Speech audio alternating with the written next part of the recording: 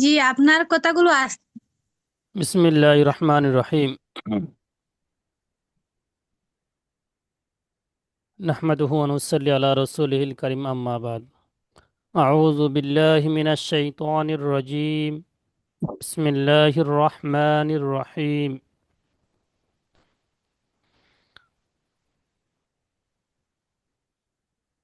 আলিফ লাম মিম। যালিকাল কিতাবু লা রাইবা ফীহি হুদাল লিল মুত্তাকিন। সাদাকাল্লাহুল আযীম।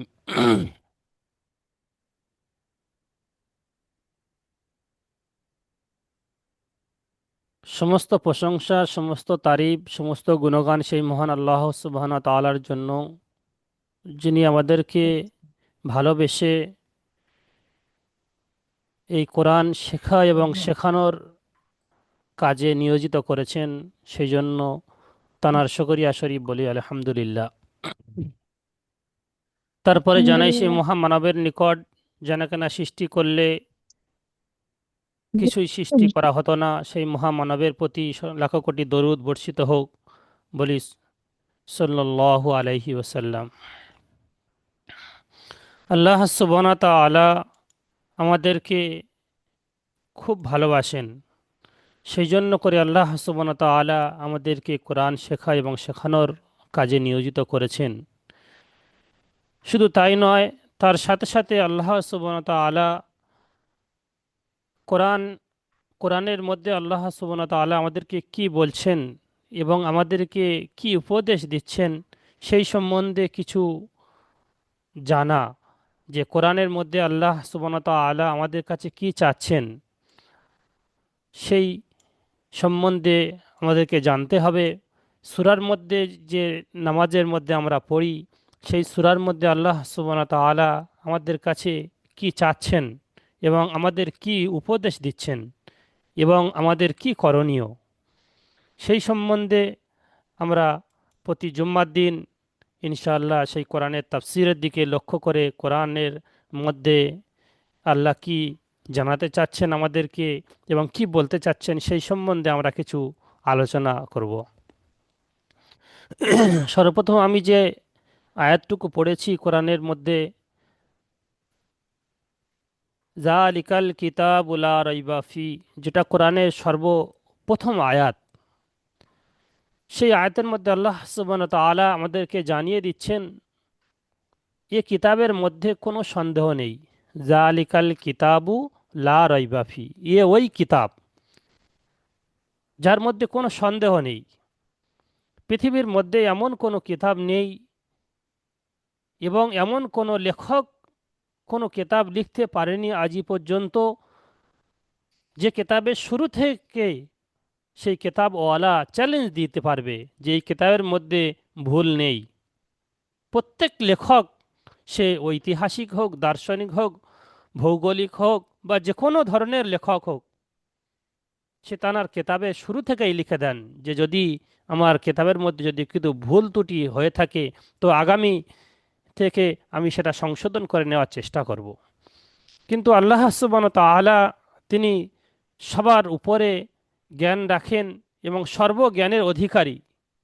তিনি আমাদেরকে সর্বপ্রথম জানিয়ে দিচ্ছেন যে যালিকাল কিতাবু লা রাইবা ফি, এই কিতাবের মধ্যে ভুল তো দূরের কথা, ভুলের কোনো সন্দেহ মাত্র নেই। ভুলের কোনো সন্দেহ মাত্র নেই। এই কিতাবের মধ্যে সর্বপ্রথম আল্লাহ সুবহানাহু ওয়া তাআলা চ্যালেঞ্জ দিয়ে দিয়েছেন। তো সেই 1400 বছর আগে থেকে নিয়ে আজ পর্যন্ত 1500 বছর হতে চলেছে, কিন্তু আজ পর্যন্ত কোনো ভৌগোলিক, কোনো দার্শনিক, কোনো ঐতিহাসিক কারের সাধ্য হয়নি যে এই কোরআনের মধ্যে একটা ভুল, একটা জেরের ভুল, একটা নোক্তার ভুল বা যে কোনো কারণে যে কোনো প্রকার একটা ভুল খুঁজে বের করার। আর এক ভুল খুঁজে পাওয়া তো দূরের কথা, সেই ভুলের মানে আশা বা ভুলের যে চিন্তা ভাবনা কিয়ামত পর্যন্ত আল্লাহ কারে দিবে না। কেন? আল্লাহ সুবহানাহু ওয়া তাআলা এই কিতাবের শুরু থেকেই চ্যালেঞ্জ দিয়ে দিয়েছেন, যালিকাল কিতাবু লা রাইবা ফি, এই কিতাব এমন একটি কিতাব যার মধ্যে কোনো সন্দেহ নেই। আরেকটা 14 পারার একটা আয়াতের মধ্যে আল্লাহ সুবহানাহু ওয়া তাআলা চ্যালেঞ্জ দিয়ে দিয়েছেন, ইন্না নাহানু নাযালনা যিকরা ওয়া ইন্না লাহু লাহাফিজুন। 14 পারা শুরুর পৃষ্ঠা রয়েছে। ওখানে আল্লাহ সুবহানাহু ওয়া তাআলা কি বলছেন? ওখানে আল্লাহ সুবহানাহু ওয়া তাআলা জানিয়ে দিচ্ছেন, এই কিতাব আমি নাজিল করেছি। ইন্না নাহানু নাযালনা যিকরা ওয়া ইন্না লাহু লাহাফিজুন। এই কিতাব নাজিল করেছি আমি, এবং এই কিতাবের হেফাজত করার দায়িত্ব আমি নিজেই নিয়েছি। এই কিতাব আমি নাজিল করেছি এবং এই কিতাবের হেফাজত করার দায়িত্ব আমি নিজেই নিয়েছি। যদি আল্লাহ সুবহানাহু ওয়া তাআলা এই কিতাব হেফাজত করার দায়িত্ব না নিতেন, তো ছোট ছোট বাচ্চা যাদের বয়স 10 বছর, যাদের বয়স 8 বছর, যাদের বয়স 9 বছর, 1 বছরের মধ্যে, 6 মাসের মধ্যে, 2 বছরের মধ্যে তারা পুরো কোরআনটুকু বিসমিল্লাহ থেকে শুরু করে সূরা নাস পর্যন্ত এমনভাবে তানার সিনাদের মধ্যে আল্লাহ সুবহানাহু ওয়া তাআলা রেখে দিয়েছেন, একটা জবর, একটা জের, একটা পেশ কারের সরানোর সাধ্য নেই, এবং একটা পেশ বা একটা নোক্তারও ভুল নেই। এমন সুন্দরভাবে কোরআনের পাখিরা আল্লাহ সুবহানাহু ওয়া তাআলার এই কোরআন একটা একটা একটা অক্ষর করে, একটা একটা পৃষ্ঠা করে পুরো কোরআনটাই বিসমিল্লাহ থেকে শুরু করে সূরা নাস পর্যন্ত শুনিয়ে দিবে। সেই রকম আল্লাহ সুবহানাহু ওয়া তাআলা তাদের দিলের মধ্যে এই কোরআনকে এমন সুন্দর করে হেফাজত করে রেখেছেন, কারের বাবার সাধ্য নেই। কোনো ভৌগোলিক, কোনো দার্শনিক, কোনো ঐতিহাসিক, কোনো ইঞ্জিনিয়ার কারোর সাধ্য হয়নি আজ পর্যন্ত, এবং কিয়ামত পর্যন্ত হবেও না, যে এই কোরআনের মধ্যে একটা নোক্তাকে পরিবর্তন করে দেখাবে। ভুল তো দূরের কথা, একটা নোক্তা অন্য জায়গায় নোক্তা পরিবর্তন করে দেখাবে সেরকম সাধ্য আজ পর্যন্ত হয়নি, এবং কিয়ামত পর্যন্ত আল্লাহ সুবহানাহু ওয়া তাআলা কারোর শক্তি দিবে না। কেন? আল্লাহ সুবহানাহু ওয়া তাআলা এই কোরআনকে হেফাজত করার দায়িত্ব নিজেই নিয়েছেন, সেই জন্য করে আজ পর্যন্ত কারোর শক্তি হয়নি। তো এই কোরআন আল্লাহ সুবহানাহু ওয়া তাআলা খুব মূল্যবান জিনিস। যে জিনিস যত বেশি মূল্যবান, সেই জিনিসের পেছনে তত বেশি শত্রু লাগে। তো আজ দুনিয়াতে দেখলে বোঝা যাবে যে এই কোরআনের শত্রু দুনিয়াতে হাজার হাজার, কোটি কোটি বললে ভুল হবে না। শুধু মুসলমানের মধ্যেও কোরআনের শত্রু রয়েছে, যে তারা মুসলমান বলে দাবি করেন কিন্তু তারা কোরআনের শত্রু। তারা কোরআনকে দুনিয়াতে শেষ করে দেওয়ার জন্য, তারা দুনিয়াতে কোরআনকে মিটিয়ে দেওয়ার জন্য আপ্রাণ চেষ্টা করে চলেছে। কিন্তু আল্লাহ সুবহানাহু ওয়া তাআলা কারের চেষ্টাকে সাফল্য করবেন না, কেন? সবার চেষ্টাকে ব্যর্থ করে দিবে। এই কোরআনের এটা চ্যালেঞ্জ এবং আল্লাহর এটা মুজিজা। কেন? আল্লাহ সুবহানাহু ওয়া তাআলা এই কোরআনের মধ্যে চ্যালেঞ্জ দিয়ে দিয়েছেন, যার জন্য করে কারোর শক্তি হবে না। এরপরে আসি যে সূরা ফাতিহা। সূরা ফাতিহা বলা হয়েছে কোরআনের মধ্যে উম্মুল কোরআন, মানে কোরআনের মা বলা হয়েছে। যে সূরা ফাতিহা কোরআনের সর্বশ্রেষ্ঠ সূরা। সূরা ইকরা বিসমি রাব্বিকাল্লাযী খলাক, ওই সূরার 5টা আয়াত সর্বপ্রথম হুজুর সাল্লাল্লাহু আলাইহি ওয়াসাল্লামের উপর নাজিল হয়েছিল। তারপরেই সম্পূর্ণ সূরাটাই নাজিল হয়েছিল। তারপরেই সম্পূর্ণ সূরা এই আলহামদুলিল্লাহ রাব্বিল আলামিন, এই সূরাটাই নাজিল হয়েছিল, সূরা ফাতিহা। আলহামদুলিল্লাহ রাব্বিল আলামিন, এর মধ্যে আল্লাহ সুবহানাহু ওয়া তাআলা আমাদেরকে কি বলছেন? বিসমিল্লাহির রহমানির রহিম, আমি আল্লাহ অনন্ত করুণাময় পরম দয়ালু আল্লাহর নামে শুরু করছি। আলহামদুলিল্লাহ রাব্বিল আলামিন, সমস্ত প্রশংসা সেই আল্লাহ সুবহানাহু ওয়া তাআলার জন্য।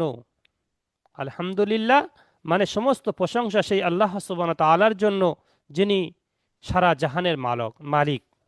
রব্বিল আলামিন, যিনি সারা জাহানের মালিক। আর রহমানির রহিম, তিনি পরম করুণাময় এবং অসীম দয়ালু। আল্লাহ সুবহানাহু ওয়া তাআলা যদি আর রহমান এবং আর রহিম এই শব্দের মধ্যে যদি আল্লাহ সুবহানাহু ওয়া তাআলার গুণ অবশিষ্ট না থাকতো, তো আল্লাহ সুবহানাহু ওয়া তাআলা এই দুনিয়াতে যারা আল্লাহর মানে না তাদের একটাও দানা তাদেরকে দান করতেন না। কেন? আর রহমান যে শব্দের মধ্যে আল্লাহ সুবহানাহু ওয়া তাআলার যে গুণ অবশিষ্ট রয়েছে, যে গুণ বিদ্যমান রয়েছে, আল্লাহ সুবহানাহু ওয়া তাআলার এই গুণটা সারা মখলুকের জন্য, 18,000 মখলুক যে আল্লাহ সুবহানাহু ওয়া তাআলা দুনিয়াতে সৃষ্টি করেছেন, প্রত্যেকের জন্য আর রহমান শব্দের মধ্যেই আল্লাহর গুণ রয়েছে, যে প্রত্যেকেই সে আল্লাহর মানুক বা আল্লাহর না মানুক, প্রত্যেকে আল্লাহ রুজি দিয়ে থাকেন, প্রত্যেককে আল্লাহ দুনিয়াতে সালামতির সঙ্গে রেখেছেন। মালিক ইয়াউমিদ্দিন, তিনি বিচার দিনের মালিক হবেন। কাল কিয়ামতের দিন সমস্ত জিন ইনসানদের যখন আল্লাহ সুবহানাহু ওয়া তাআলা হিসাব করবেন যে তুমি দুনিয়াতে কি করেছো এবং দুনিয়াতে তোমাকে পাঠানো হয়েছিল, ওমা খলাকতুল জিন্না ওয়াল ইনসা ইল্লা লিয়াবুদুন, আমি কেবলমাত্র জিন এবং ইনসানকে সৃষ্টি করেছি আমার ইবাদত করার জন্য। জিন এবং ইনসানকে আল্লাহ সুবহানাহু ওয়া তাআলা সৃষ্টি করেছেন শুধু আল্লাহর ইবাদত এবং উপাসনা করার জন্য। কিন্তু সেই মানুষ, সেই ইনসান, সেই জিন দুনিয়াতে এসে আল্লাহকেই ভুলে গিয়েছে, তার সৃষ্টিকর্তাকে ভুলে গিয়েছে। আজ আমরা আল্লাহ সুবহানাহু ওয়া তাআলা যে আমাদেরকে সৃষ্টি করেছেন, কি উদ্দেশ্য সৃষ্টি করেছেন, সে উদ্দেশ্যটাই আমরা ভুলে গিয়েছি। সেই জন্য তো আমরা বিভিন্ন রকমের গুনার মধ্যে লিপ্ত হয়ে যাচ্ছি।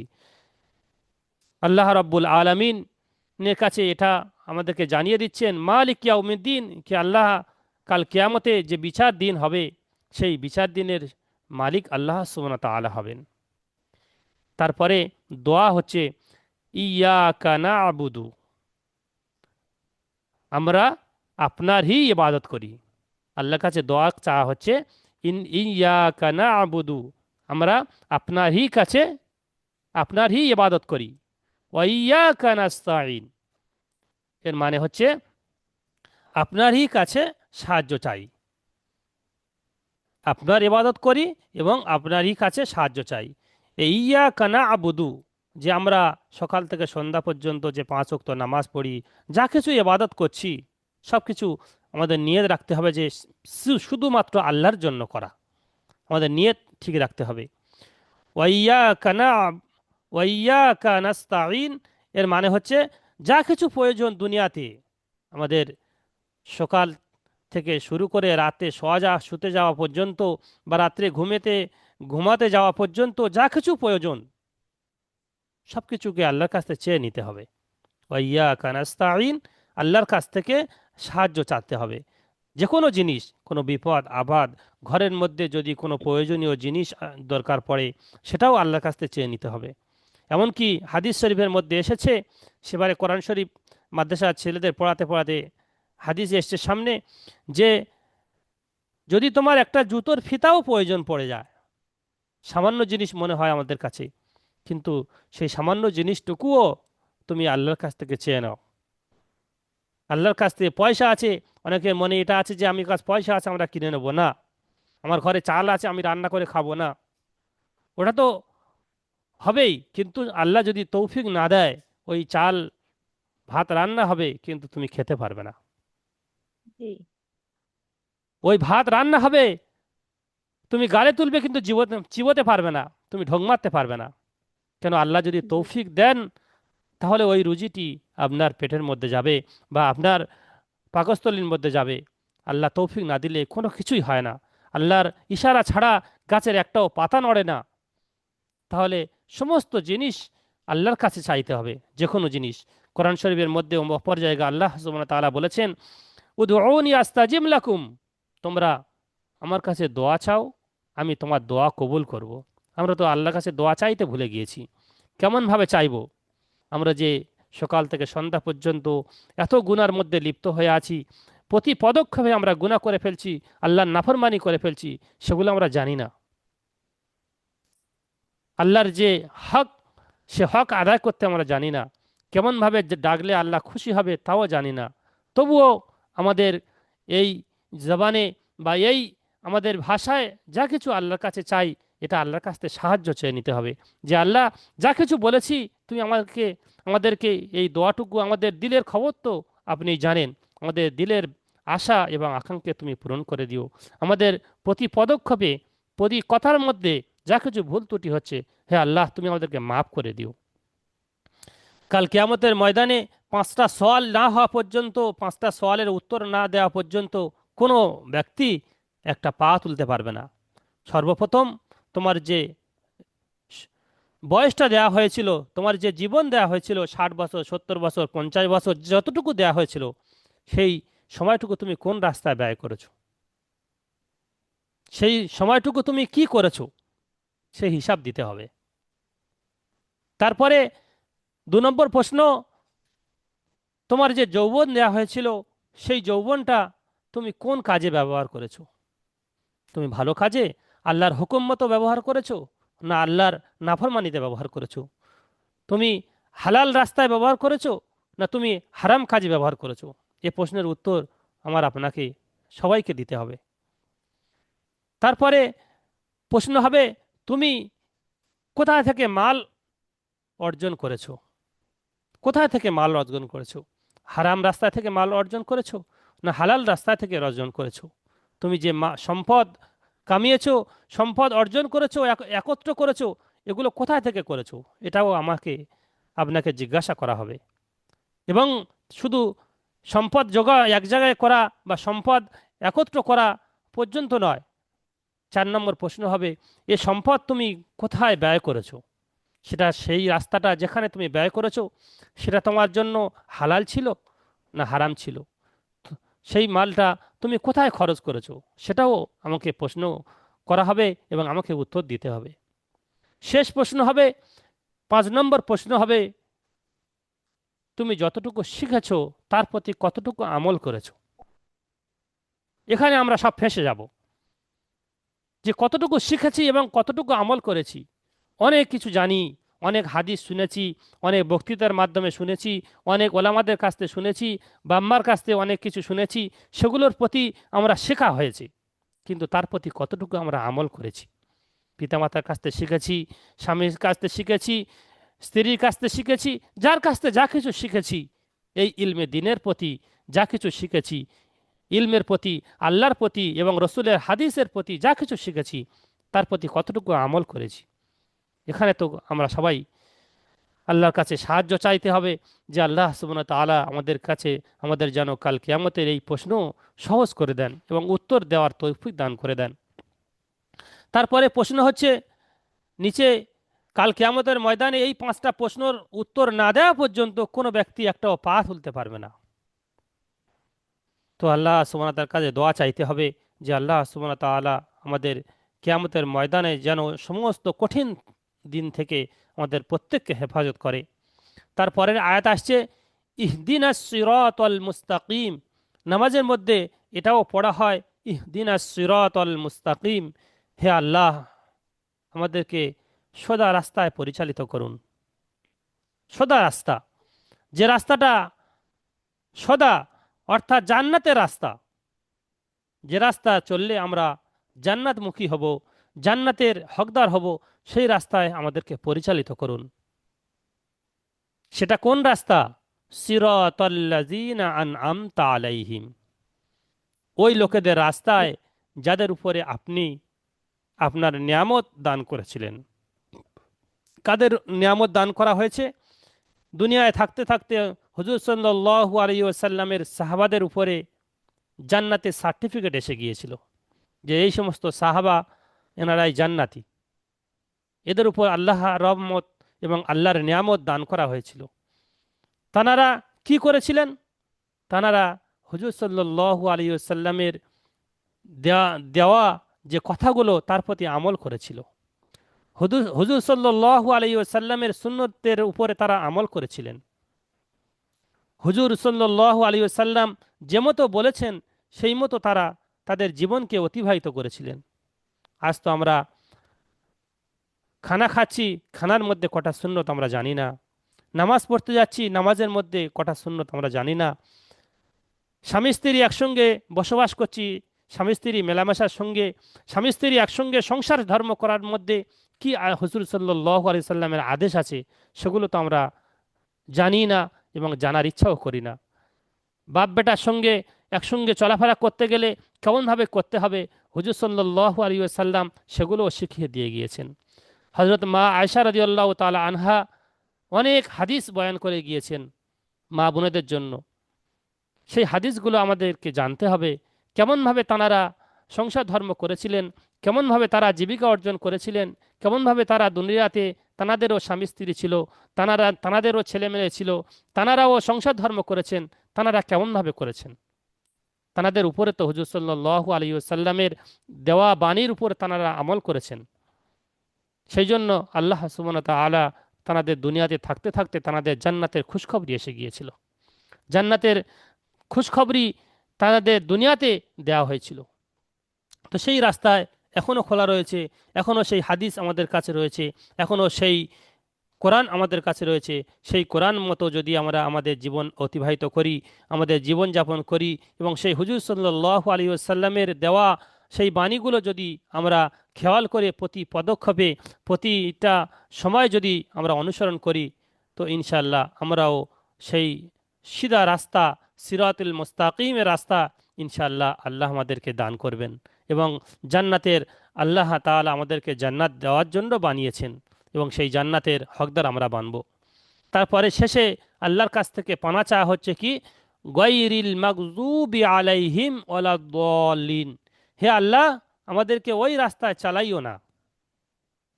গায়রিল মাগযুবি আলাইহিম, হে আল্লাহ, ওই রাস্তায় আমাদেরকে চালাইও না যে রাস্তায় তোমার লানত অবতীর্ণ হয়েছে, যে রাস্তায় তোমার গজব নাজিল হয়েছে, যে রাস্তায় তোমার অসন্তুষ্টি, সেই রাস্তায় আমাদেরকে চালাইও না। ওয়ালা দলিন, এবং আমাদেরকে গুমরাহির রাস্তায় চালাইও না। গায়রিল মাগযুবি আলাইহিম ওয়ালা দলিন। এই সূরার মধ্যে আল্লাহ সুবহানাহু ওয়া তাআলা আমাদেরকে এই উপদেশ দিচ্ছেন, এবং আল্লাহ সুবহানাহু ওয়া তাআলা আমাদেরকে এটাই শিখিয়েছেন যে আল্লাহর কাছ থেকে কেমন চাইতে হবে। সর্বপ্রথম আল্লাহর প্রশংসা দিয়ে শুরু করেছেন, এবং শেষে আল্লাহর কাছ থেকে দোয়া চেয়ে শেষ করা হয়েছে এই সূরা। তো যখন কোরআন শরীফ পড়ব, এইগুলো খেয়াল করে পড়লে ইনশাআল্লাহ নামাজের মধ্যে খুশু খুশু আসবে।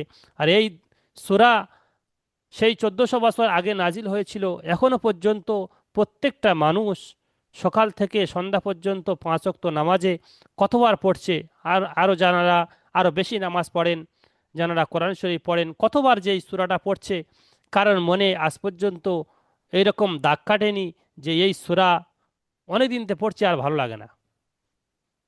কোনো সূরা, কোনো দুনিয়াবি কোনো যদি গজল, কোনো কোনো অন্য কোনো ঘটনা বা অন্য কোনো জিনিস, কোনো বইয়ের লেখা যদি একবার দুবার চারবার পাঁচবার পড়তে পড়তে ভালো লাগে, তারপরে আর সেটা ভালো লাগে না। কিন্তু এই কোরআনের মধ্যে আল্লাহ সুবহানাহু ওয়া তাআলা এত এমন মধু রেখেছেন, বা এমন এর মজেজা, যতবার পড়বেন ততবার ভালো লাগবে। সেই 1400 বছর আগের থেকে নিয়ে যে কোরআন ছিল, সেই কোরআন, সেই আলহামদুলিল্লাহ রব্বিল আলামিন সূরা, সেখান থেকে নিয়ে আজ পর্যন্ত কোটি কোটি মানুষ প্রতিদিন কত শতবার পড়ছেন, তবুও কারের মনে এতটুকু দাগ কাটেনি যে এই সূরাটা আর পড়তে ভালো লাগে না, আর পড়বো না, অন্য একটা সূরা পড়ি না। এই কোরআনের মধ্যে আল্লাহ সুবহানাহু ওয়া তাআলা এত মধু এবং এত সুন্দর মজিজা রেখেছেন, এবং এত মহাব্বত রেখেছেন যে যতবার পড়বেন তত দিলে মহাব্বত সৃষ্টি হবে, ততবার ভালো লাগবে। সেই জন্য তো হুজুর সাল্লাল্লাহু আলাইহি ওয়াসাল্লামের যারা শত্রু ছিলেন, যখন হুজুর সাল্লাল্লাহু আলাইহি ওয়াসাল্লাম কোরআন শরীফ তেলাওয়াত করতেন, আবু জেহেল, উবাই বিন খলব, এনারা হুজুর সাল্লাল্লাহু আলাইহি ওয়াসাল্লামের শত্রু ছিলেন।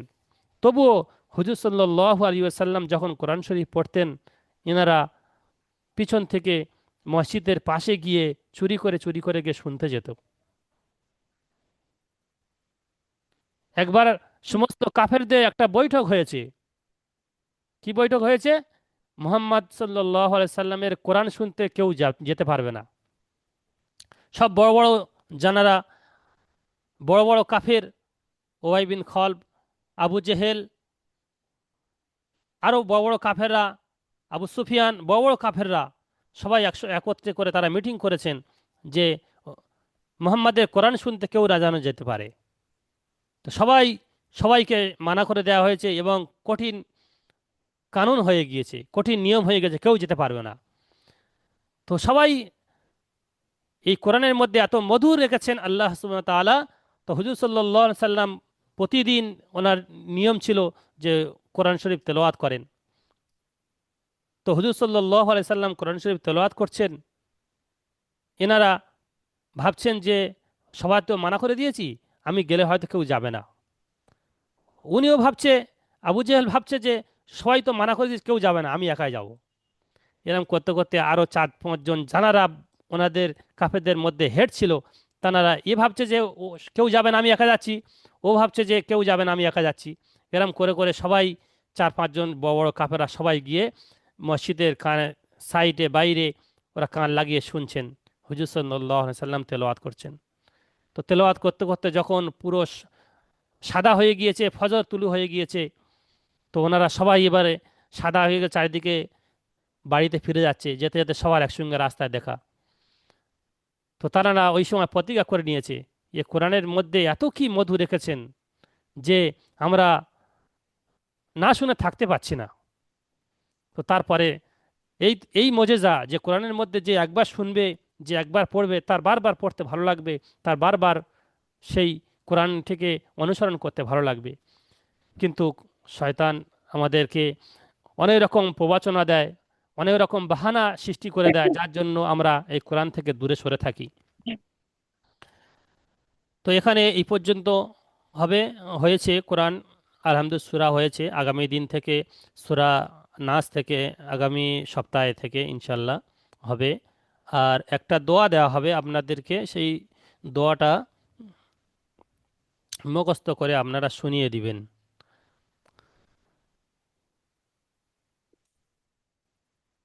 জি, দিয়ে দিন।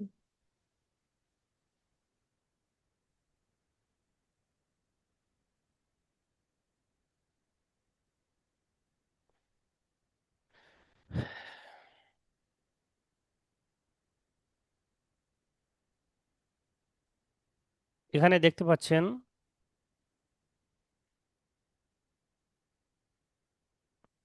এই নুরানি কায়দা যেটা আমরা পড়ি, ওই নুরানি কায়দার পুরো শেষে রয়েছে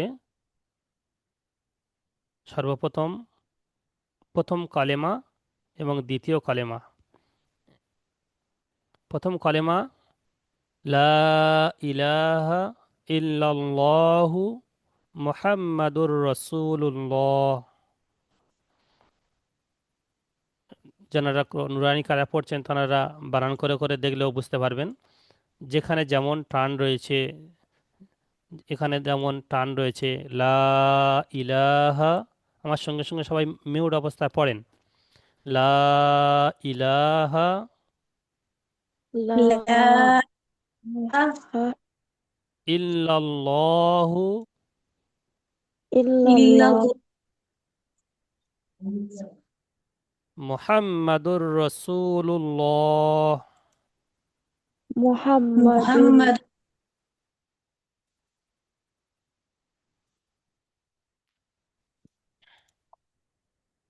লা ইলাহা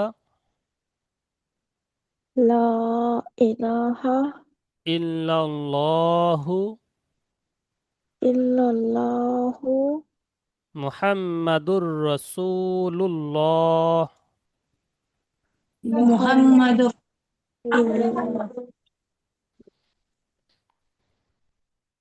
এর মানে হচ্ছে আল্লাহ ছাড়া কোনো উপাস্য নেই, আল্লাহ ছাড়া কোনো উপাস্য নেই বা মাবুদ নেই। জি, মাবুদ মানে জানার ইবাদত করব আমরা, শুধু আল্লাহ ছাড়া ইবাদতের যোগ্য আর কেউ নেই। মুহাম্মদ সাল্লাল্লাহু আলাইহি ওয়াসাল্লাম আল্লাহর প্রেরিত পায়গম্বর, মুহাম্মাদুর রসুল্লাহ। এবং মুহাম্মদ সাল্লাল্লাহু আলাইহি ওয়াসাল্লাম আল্লাহর প্রেরিত পায়গম্বর বা আল্লাহ মুহাম্মদ সাল্লাল্লাহু আলাইহি ওয়াসাল্লামকে পাঠিয়েছেন। লা ইলাহা ইল্লাল্লাহ এর মানে কেউ নেই দুনিয়াতে ইবাদত করার যোগ্য, যারাকে ইবাদত করা হবে দুনিয়াতে আর কেউ নেই, শুধুই আল্লাহ। যা কিছু ইবাদত করতে হবে সব কিছুই আল্লাহ। এবং আমার জীবনটাকে হুজুর সাল্লাল্লাহু আলাইহি ওয়াসাল্লামের জীবন মতো চালাতে হবে।